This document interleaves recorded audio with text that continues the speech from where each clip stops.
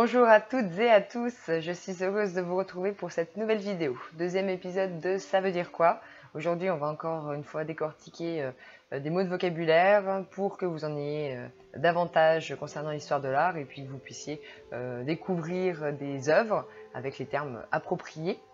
Alors aujourd'hui, on va commencer par le terme calcographie. Alors la calcographie, comme je vous montre ici, c'est une technique de gravure sur métal.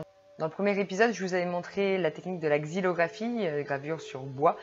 Donc ici, celle-ci sur métal, elle est plus généralement sur cuivre. Et c'est développé au cours du 15e et 16e siècle. Et aura une grande importance, va même supplanter finalement la xylographie au cours des siècles suivants. On peut parler aussi de taille douce ou d'eau forte quand on utilise aussi l'acide. Deuxième terme de cette série, les putti au pluriel ou sinon un puto. Alors c'est un mot italien qui désigne en fait des petits garçons ou des bébés qui sont souvent nus, ailés ou non, qui sont assimilés en fait à des esprits, des génies ou des anges. Ils sont inspirés des amours antiques et ils apparaissent notamment au XVe siècle, déjà à la Renaissance, dans l'art italien. Et à Florence, par exemple, on parle notamment de spiritelli ou de spiritello, des petits esprits. Donc vous en voyez souvent qui décorent justement les œuvres, notamment après au XVIIIe siècle, on en met vraiment partout, puisque l'amour est au centre des réalisations. C'est un symbole justement de ce sentiment-là. Troisième mot, un triptyque. Alors triptyque, comme son nom l'indique, tri pour trois, c'est une œuvre en fait constituée de 3 volets qui sont reliés par une charnière. Par extension, le terme s'applique aussi à 3 œuvres qui forment un ensemble, 3 panneaux. J'en montre des exemples ici. Quatrième mot, les vanités. C'est un type d'œuvre qui favorise la méditation sur la mort et le caractère éphémère en fait des plaisirs sensuels. Parmi les objets symboliques le plus fréquemment représentés, on retrouve le crâne, le sablier, la flamme, etc. J'en montre quelques exemples également ici, notamment Marie-Madeleine est souvent représentée en vanité. Donc, il n'y a pas forcément des personnages, mais ça peut être seulement des objets, une nature morte qui représente les vanités. Cinquième terme, l'ex voto. C'est un objet qui est offert, donc en offrande, à une divinité et qui est placé dans un lieu de culte pour la remercier d'un bienfait ou en solliciter un. On parle par exemple d'offrandes votives lors de pèlerinages pour solliciter justement des saints ou des saintes pour recevoir justement leurs bienfaits.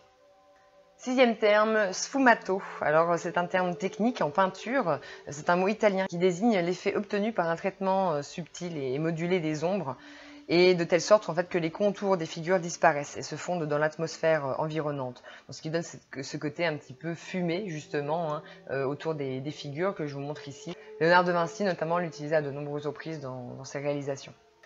Alors septième terme, je parle ici en fait de genre artistique en peinture. Alors un genre, on peut l'assimiler ça à une catégorie. Je vous en montre ici, j'en ai déjà parlé dans d'autres vidéos. On parle notamment des peintures d'histoire, des portraits, des paysages, des natures mortes ou aussi des scènes de genre. Pour catégoriser justement les peintures, donc contrairement à un style artistique ou un mouvement artistique, là on parle de genre. Donc des artistes peuvent être paysagistes, portraitistes, etc. suivant les œuvres qu'ils réalisent. Huitième mot, une relique qu'on place souvent dans un reliquaire. Alors une relique, c'est un reste du corps d'un saint ou d'une sainte, ou alors un objet lui ayant appartenu ou qui lui est associé. Et c'est ce qui est souvent le point de départ d'une construction d'une église, par exemple, au nom de ce saint ou de cette sainte. Neuvième mot, lissier. Alors c'est une personne qui exécute des tapisseries sur un métier à tisser. Alors un métier à tisser, on a différentes sortes, horizontales ou verticales. L'horizontale, ça apparaît déjà vers 1000 avant Jésus-Christ et verticale vers 1400 avant Jésus-Christ. Le mot provient en fait de lisse, L-I-C-E, qui désigne une pièce du métier à tisser que je vous montre ici. Alors dixième mot, c'est le carton, non pas la matière, mais un carton est un dessin ou une peinture qui va servir en fait de modèle pour la réalisation de peintures plus grandes, de vitraux, mais aussi de tapisseries qui seront elles destinées justement à être exposées. Petit bonus de cette série, je vous parle de la touche. La touche désigne en fait la manière picturale qui est appliquée d'un seul coup de pinceau sur le support. Le terme en fait peut également désigner plus largement la manière dont le peintre travaille. Donc, par exemple pour les impressionnistes, on parle justement de cette touche fluide, rapide et spontanée.